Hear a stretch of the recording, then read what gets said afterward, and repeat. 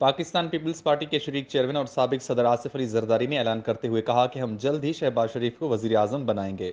इस्लामाबाद में अपोजिशन रहनुमाओं ने मुश्तरका press conference की, जिसमें बलूचिस्तान अवामी पार्टी ने हुकूमत के खिलाफ जाते हुए तहरीक अदम एतमाद में हिजब इख्तलाफ की हिमायत का ऐलान किया। मुस्लिम लीग नून के सदर शहबाज शरीफ का कहना था कि तहरीक अदम एतमाद की कामयाबी के बाद जो हुकूमत बनेगी बलूचिस्तान के मसाइल के हल के लिए काम करेगी।